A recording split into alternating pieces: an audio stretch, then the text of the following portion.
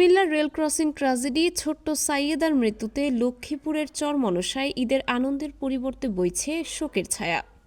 যখন বাড়িতে আসতো তখন এই বাড়িটি খুব আনন্দে ভরে উঠতো। যখন লক্ষ্মীপুরের একটি শান্ত গ্রাম চরমনসা ভবানীগঞ্জ।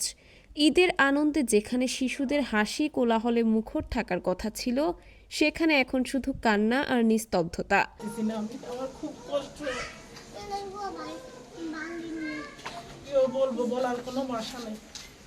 সাদিয়ার তো দাফন করা হইতেছে, আগলা আগলা মানুষ নিয়ে দাফন করতেছি। এখন তো তারা তো ফাঁসে নাই, তারা তো হাসপাতালে আছে। তারা হাসপাতালেতে নাইলে আমি কি বুঝ দিব? গ্রামের প্রতিটি মানুষ আজ শোকে স্তব্ধ। 1 বছর আগে অসুস্থতায় মারা যায় সাইয়েদার বড় ভাই। সাদিয়ার ভাইটি মারা গেছে। একের পর এক শোক যেন ভেঙে দিয়েছে পরিবারটিকে। ফরিদপুর থেকে লক্ষ্মীপুরের উদ্দেশ্যে রওনা দিচ্ছে ওনারা সবাই মিলে। আমরা ভবানীগঞ্জ এখানে আমাদের নিজ বাড়িতে আমরা ঈদ আনন্দ করব, কিন্তু সেখানেই এই দুর্ঘটনা। কুমিল্লার পদুয়ার বাজার রেল ক্রসিংয়ে ভয়াবহ দুর্ঘটনায় নিহতদের একজন মাত্র 7 বছরের সাইয়েদা। বাবা হাফেজ সিরাজুল ইসলাম ও মা রাজিয়া বেগমের আদরের মেয়ে। পরিবারের সঙ্গে ফরিদপুর থেকে লক্ষ্মীপুরে ফিরছিল সে, কিন্তু পথেই থেমে গেল তার ছোট্ট জীবনের গল্প। ছোট্ট সাইয়েদার চলে যাওয়া শুধু একটি পরিবারের নয়, পুরো গ্রামের আনন্দ কেড়ে নিয়েছে। যেখানে আজ উৎসব হওয়ার কথা ছিল, সেখানে এখন শুধুই শোকের মাতম।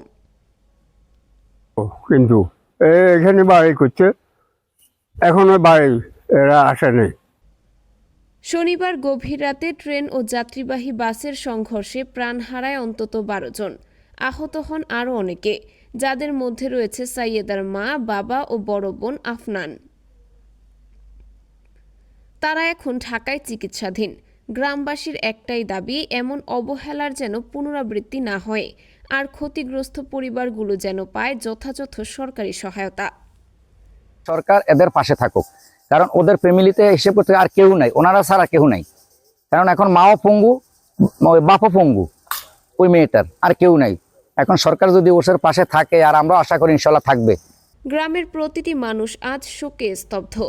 1 বছর আগে অসুস্থতায় মারা যায় সাইয়েদার বড় ভাই। একের পর এক শোক যেন ভেঙে দিয়েছে পরিবারটিকে। আসলে ঈদ যাত্রা সবার জন্য খুশি বয়ে নিয়ে আসুক, এটাই চাই। এটা এরকম দুর্ঘটনা বা অ্যাক্সিডেন্ট কারোর জন্যই কাম্য নয়। আমরা আল্লাহর কাছে দোয়া করি, আল্লাহ যারা অসুস্থ আছেন, যারা আহত হয়েছেন, তারা পরিবারের কাছে সুস্থ হয়ে ফিরে আসুক, এবং যে মারা গেছে আল্লাহ তাআলা তাকে জান্নাতের সুউচ্চ মাকাম দান করুক।